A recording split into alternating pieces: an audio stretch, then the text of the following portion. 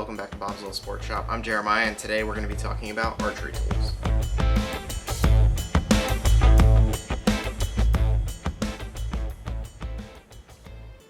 I get a lot of questions about the tools that I use when I'm working here in the pro shop, and the tools that I use to work on my bow, other people's bows, all those things. I get a lot of questions about that.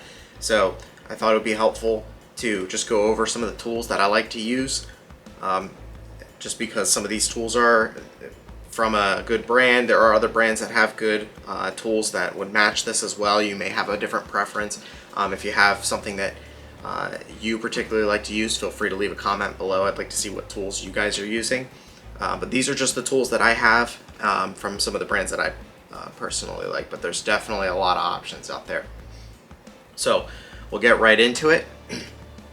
First thing here, this is a Stan Onyx T for thumb trigger. I like it doesn't really matter what kind of release you like to use, but this is the release that I like to use when I'm tuning bows. It does help when you're paper tuning or whatever you're looking at on a bow. If you have to shoot it for whatever reason to check something, typically for a paper tune, it's always nice to have a release that you use in your bag, and I like a thumb for that. So next thing, moving on, this is just a utility knife with replaceable blades. I actually dull this knife pretty good, and I'll just run it over wood or metal or something like that. I want that knife pretty dull. This is what I use to strip fletching off of arrows, because you don't want to mar the carbon, and you don't want to score the carbon or anything like that and damage it in any way, as well as any other type of material arrow that you might come across. If you use a dull blade, it tends to work pretty good. So I'll use this utility knife and a folding utility knife, and I just keep a dull blade in there to scrape arrows. Next thing over here, I have hand sanitizer. So besides the fact of being able to sanitize my hands, the nice thing about the hand sanitizer, it works really well for the rubber tubing on a tube peep, because it'll initially lubricate the tube to fit it to the peep, and then what'll happen is the hand sanitizer will evaporate, and then it leaves it dry, and it leaves it nice and snug. So hand sanitizer is pretty good for that. Next thing, I have this little box. It's my little junk box, and what I keep in here is I keep a couple things. So I have a little magnifier with a light on it here. Battery's dead, but I have the magnifier with a light on it. This is good if you're looking for any kind of cracks or damage on your limbs, any kind of splintering or anything like that. And I'll pair this with a couple other tools in here just to inspect a bow or inspect a string to see if I have any damage there. A couple other things. I'll keep an arrow holder that's going to go with my grain scale over here. A couple levels, universal bit, and that I use with the fat wrench here. And then some business cards and a couple bits for the wrench as well. That's my little junk case. Okay, moving up here, I have a hoodie string. So why do I have a hoodie string? You could use a shoestring, whatever you want to use. Some people use D-loop material. I use that to cinch down serving when you're tying in a peep. If you cinch down just to wrap it around it and pull the serving real tight right up against that peep on both sides before I tighten down the serving. That can be pretty helpful, or even in repairing serving. If you have some end serving coming loose or even starting to separate, if you want to bring that end serving together before you tighten it down and repair that, that's actually pretty good for that. Alright, so the next thing we're going to be talking about is the fat wrench here. So this is the Wheeler fat wrench, and what it is, it's a inch-pounds torque wrench, and we have a little measurement here.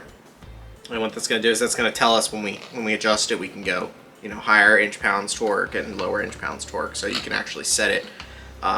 This is really good for scopes, for crossbows, things like that. Anything of that nature that's going to have some kind of manufacturer spec to it, or some kind of required spec that you need to torque down certain bolts to, or certain screws or things like that. That's going to be really helpful for that sort of thing. Next tool is we have the star wrench set, and this one's seen a little bit of abuse there, but this is just a regular star set. There's a lot of these out there. You just pick whichever one you like, but this is helpful. A lot of bows use these on their mod screws, so it's just another option. So depending on the bow that you have or whatever bows you may see or work on, you may or may not need one of those. I also have a good set of Viper D-loop pliers. Some people use the Easton D-loop pliers. I personally like these. The Easton D-loop pliers are really helpful when you're using them for tightening down a D-loop that has knock sets in it. This one doesn't work as well if there's knock sets in the D-loop, depending on how far or how close they are. This tends to work really, really well if you don't have knock sets. But it can work with knock sets as well. It's just that because the Easton ones are a little bit thinner, they tend to fit between the loop and between knock sets a little bit better when you have a smaller knock set, say for like a G knot, something 4mm or 166. So definitely a set of D-loop pliers, really nice. Even helpful for when your peep starts to turn, if it's less than a 90-degree turn. Sometimes you can just shift the D-loop and tighten that down. So set of D-loop pliers, definitely recommend. Even if you don't do a lot of work on your bows, this isn't a bad thing to have in your bag. Even if you're just worried about your peep turning when you're hunting or competing or whatever. Obviously a pen, super helpful. This is a brass pen and it's refillable cartridges, so this is kind of helpful marking lines, things like that. If you're not using a marker, obviously pen, you have a ton of uses for that. And this is something I kind of add on. I put a carabiner and a magnet. This can be helpful when you're working on a lot of equipment. Sometimes you need to fit something into a small space. You're trying to work on a small part or something. Sometimes it helps to magnetize your tools, so when you're working on them, you don't have tools falling off the end here. So I specifically recommend if you're going to do a pen or something, sometimes it doesn't hurt to have a quick detached magnet, because the magnet can be about as useful as the pen itself. So I also have two scales here. What I have is the Last Chance Archery, the HS2. They currently have the HS3 out. That's why I'm running two scales here, because the HS3 actually combines these two scales. This is a mass weight. It's really just a luggage scale. But sometimes if somebody wants to know the mass weight of the bow or something like that, or if you're trying to find out the mass weight of your bow, you can just hook it to the D-loop and kind of hold the bow up. So I don't use it a whole lot, but sometimes it can be helpful. I wouldn't draw back your bow with this, but this is the HS2, the Last Chance Archery HS2. If you have one of these, or you get your hands on one of these, it's a really good scale. If not, like I said, Last Chance offers the HS3, which would actually be a combination of these two scales together. It can do mass weight and draw weight and hold weight. So this is extremely helpful. It works as a safe draw, and also you can use it to check the weight of your bow. Battery lasts a really long time on that. And like I said, it does the holding weight, and if you have any kind of resistance activated release, this is going to be a good way to set your break point for about 5 to 6 pounds above your holding weight. Alright, so another tool you want to add to your list if you're looking to accumulate a list of tools. This is the Leatherman Mutt. Really, any of the Leathermans will work great. I would just say you want to look at the list of tools that come with each of the Leathermans and see which one kind of suits your needs best. They have a bunch of different tools. I think this one has like 14 on them. It's just whatever you're going to find yourself using the most. This one is the one that I find most useful for my needs. It also comes with this little tool here. This is actually meant to be an armorer's tool. It's supposed to be for military personnel and stuff like that, but I just find a lot of uses for it in archery shop. This tool right here, it's not designed for this, but it actually happens to make a pretty good E-clip tool. And just the flat edge there, or the flat edge on here, somehow, some way, it just makes a really great, almost like universal E-clip tool. Although, like I said, it's not really designed for that. Pretty simple enough. Lighter, butane lighter. I've tried a lot of different things. There's a lot of different lighters out there. You can try a bunch of different stuff, but I found that butane works pretty good. A lot of other fuel sources for lighters, they tend not to work as well. I've tried arc lighters. I've tried, like I said, other types of fuel lighters. But they either leave some kind of residue, or in the case of like an arc lighter, it doesn't really mushroom up the melted material like you really want it to when you're doing D-loops and things like that. It tends to just kind of cut the material. So if you're not really sure what lighter to use, I'd say just go with a simple butane lighter. That's really your best bet. I've yet to find an alternative for that. But if you have any suggestions, feel free to leave a comment for that. Coming down here, this is just a spackle blade and spackle knife and a plastic one, and that's what I use this for mostly, is putting dampeners or removing and installing dampeners from between limbs, the split limb dampeners. So sometimes when you get them out, it's like almost impossible to put them back in. This kind of works like a shoehorn to get them back in, so that's really all I use this for. Right here we have a string separator. This one's by Boning. A lot of different companies make this.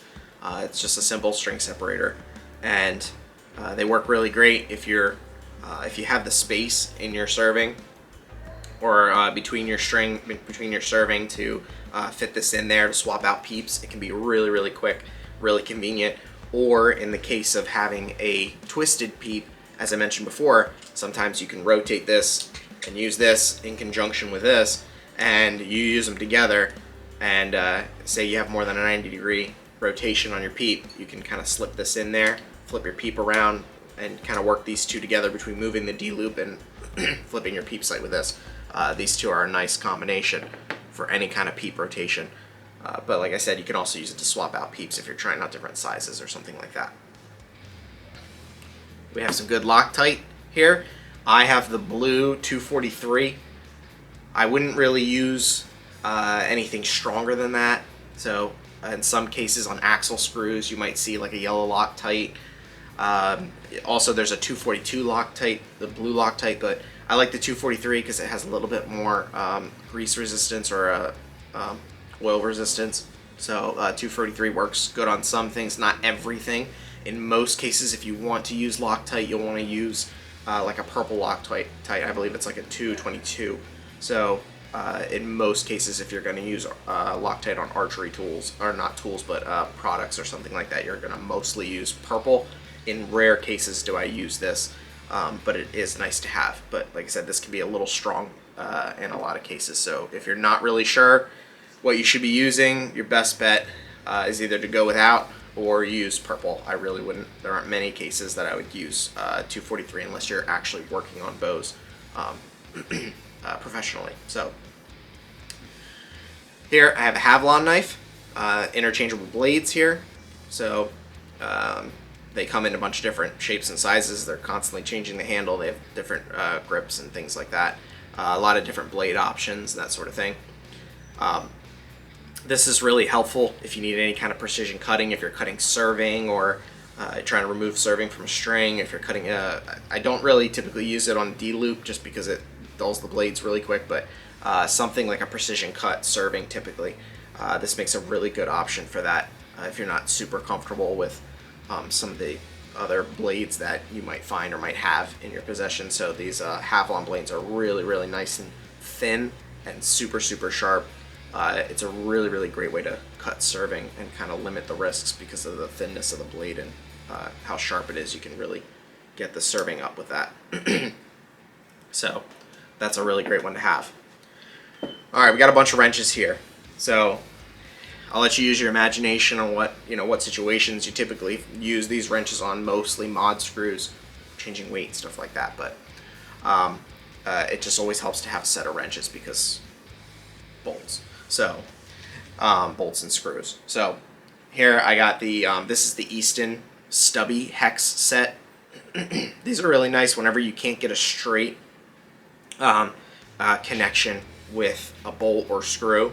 It's really nice because you got these little stubby ends here, so you can kind of get in on an angle and you can screw and unscrew. This tends to be what I use when I'm doing something, either any kind of rest tuning or in some cases any kind of axis setting, leveling. anything to do with the axes or with sight axes and rest tuning, this tends to be like my go-to here, because like I said, you can get those angles that you can't really get straight on with these here, or because they're stubby here, you have the little short neck there. It's nice because you can kind of get in those tight spots. So this is a must-have. And realistically, this is these two together. This is just kind of quick to have. This is more like a speed thing, having these available. But realistically, if you really just wanted one, you really could just do this. And this has all the sizes that these two have. So,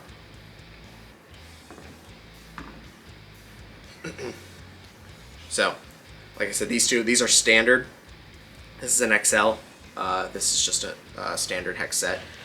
They're both standard measurement, and they, like I said, that's the XL. Usually you do more limb bolts, things like that with this. This is the most versatile of all my wrenches. I use this the most.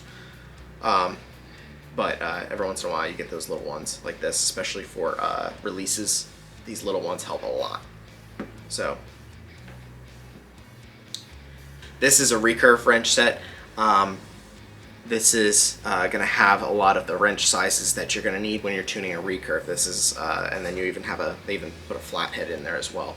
So these are going to be a lot of the wrench sizes and things that you'll access or need whenever you're working on some kind of recurve setup, an ILF or something like that. Here we have a metric set, because you are going to encounter with archery products, since a lot of products, there's a lot made overseas, a lot made in the US, and you are going to encounter some metric screws and things like that.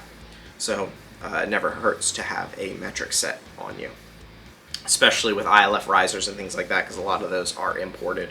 So it does help to have this to kind of pair with your little recurve wrench there. Have a metric set.